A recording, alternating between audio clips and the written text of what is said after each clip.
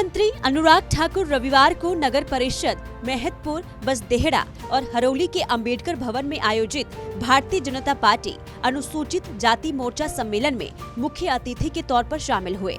इस मौके पर स्थानीय विधायक सतपाल सिंह सत्ती की अगुवाई में बीजेपी कार्यकर्ताओं ने अनुराग ठाकुर का गर्मजोशी से स्वागत किया।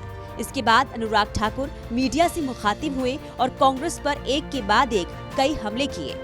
कांग्रेस द्वारा कंगना रनौत को लेकर दिए जा रहे हमलों का जवाब देते हुए केंद्रीय मंत्री ने कहा कि जब किसी राजनीतिक दल के पास जनता को बताने के लिए अपनी कोई उपलब्धि नहीं होती तो वो मुद्दों से भटकाने और गुमराह करने का प्रयास करते हुए इसी प्रकार की बयानबाजी करता है।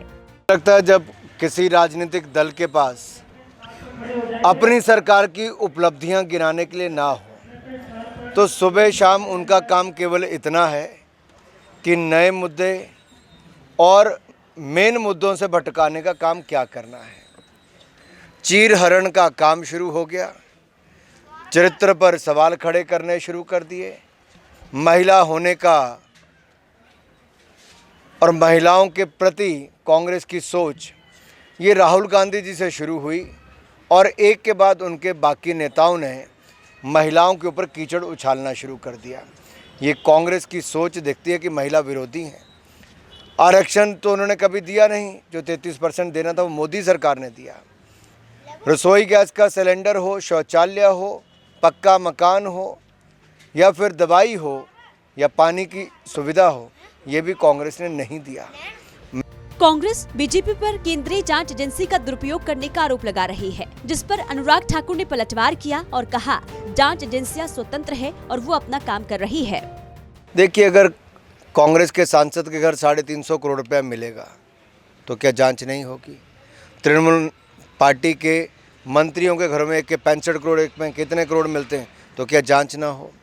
शराब घोटाले में सैकड़ों करोड़ खा जाने वाली आम आदमी पार्टी, जो कभी भ्रष्टाचार के खिलाफ आंदोलन करने की बात करती थी, आज उनके जेल मंत्री जेल में, उनके स्वास्थ्य मंत्री जेल में, उनके शिक्षा मंत्री जेल में, उनके स्वास्थ्य मंत्री जेल में, उनके उप मुख्यमंत्री जेल में, उनके कट्टर बेईमान मुख्यमंत्री अरविंद केजरीवाल भी जेल में। क्या करे? क्या देश भ्रष्टाचार के खिलाफ जांच ना करे? क्या इंतज़ार करे कि देश के हर बार चुनाव खत्म होंगे तब जाके जांच शुरू होगी? जांच एजेंसियां स्वतंत्र है, जहां उनको लगता है कि किसी ने घोटाला किया उनको गिरफ्तार करती है।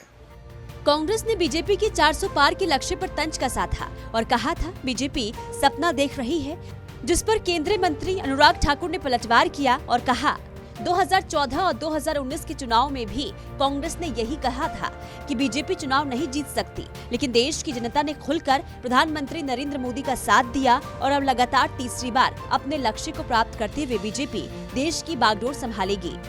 कि मोदी चाय बेचने वाला है, देश कहाँ चलाएगा, कौन कैसे चुन के आएगा? जनता इतनी समझदार है साहब, उन्होंने देश बेचने वाली भ्रष्ट कांग्रेस को नकार दिया, ईमानदार चाय बेचने वाले को प्रधानमंत्री बना दिया। 2019 में कहते थे कि अब मोदी कैसे आएगा, मोदी जी पहले से ज़्यादा सीटें जीत के 303 सीटें जीत कर आए। आज तो दुनिया के सर्वाधिक लोकप्रिय नेता हैं, देश को समृद्ध, संपन्न और सुरक्षित बनाया है, सीमाएं सुरक्षित की, सेना को मजबूत किया और भारत की अर्थव्यवस्था को 10वें नंबर से 5वें नंबर की बनाया। गरीब कल्याण किया, 25 करोड़ गरीबों को गरीबी रेखा से बाहर निकाल कर लाए।